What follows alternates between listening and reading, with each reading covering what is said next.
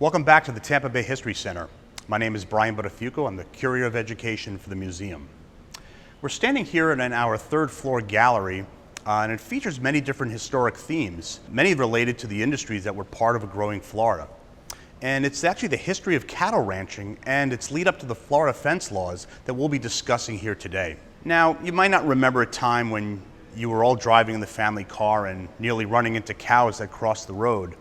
But for anyone who was living in Florida before 1949, they just might.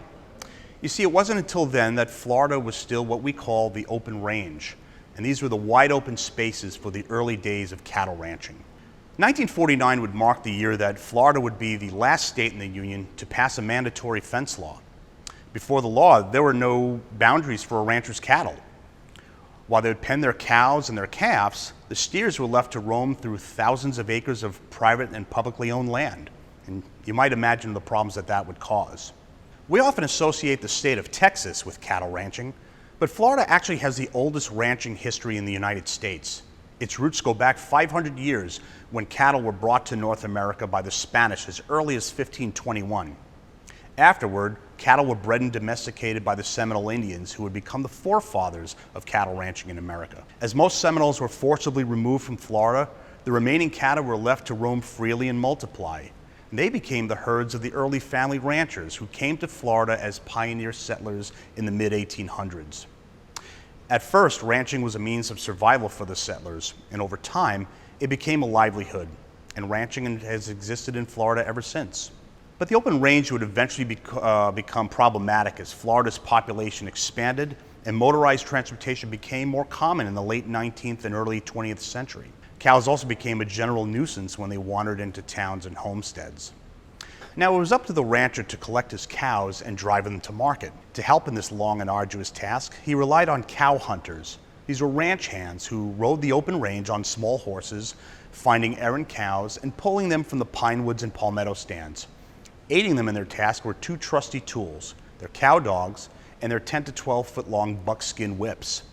The cow hunters would crack their whips to run the cattle and signal to other cow hunters. The sound of these cracking whips could be heard for miles on a windless day, and they became associated with the cow hunters, and they were known as crackers, and their steers would be known as cracker cows. Now, besides the effect on the population, there were also threats to the ranching industry itself. As the open range left many cattle unsupervised, it also meant that the cattle were exposed to the elements. This included insects and other organisms that can spread disease. And it would be bites from ticks that would cause the cattle to come down with a disease called pyroplasmosis, or better known as Texas tick fever.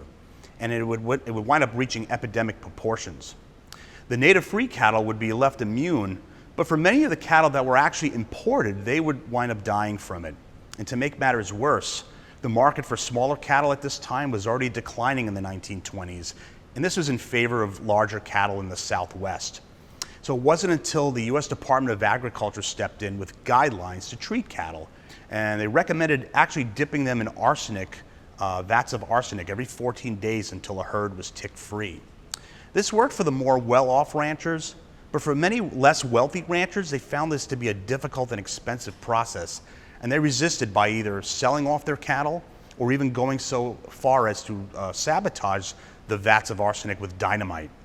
By 1930, the impact of all these measures resulted in a decline in Florida cattle by 35%. An ugly side of the open range was the range wars that took place between ranchers and cattle rustlers.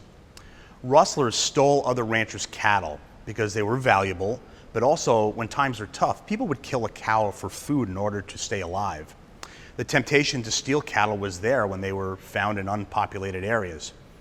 Now, although a rancher's cattle was often branded to identify who the cattle belonged to, some rustlers would carry irons that were called running irons. And these had a basic shape that would be used to change or forge the existing cattle brand that the rancher made on his cow in order to make it look like it belonged to the rustler. Now, just by adding a few lines or curves to a brand could quickly turn someone else's cattle into your own. But for any rustlers caught with one of these running irons, they would be in big trouble. Conflicts between ranchers and rustlers often resulted in violence, including murder, as rustlers were often shot on the spot. and even conflicts between ranchers themselves were common. Disease, ranching disputes, and the growing population would finally lead to the passing of a mandatory fence law in 1949. Part of what made this possible was that ranchers could already buy cheap land due to laws that allowed the sale of tax-delinquent land. And many ranchers still depended on the free-range system to give them enough land to feed and water their herds. Now, although they saw the prospect of a fence law as a serious threat, violators would now face stiff fines and potential liability for damages caused by their roaming cattle. Cattle ranching is still a thriving industry in Florida, but just with a different face today. And with its fenced green fields you'd see on the side of the road and the large hay rolls, it's a quite different view from the open prairies of palmetto and scrub, where cattle would roam and were pursued for great distances by cow hunters as a way of life long ago. For more videos, virtual tours, lessons, activities, and more, check out our Museum at Home section at tampabayhistorycenter.org.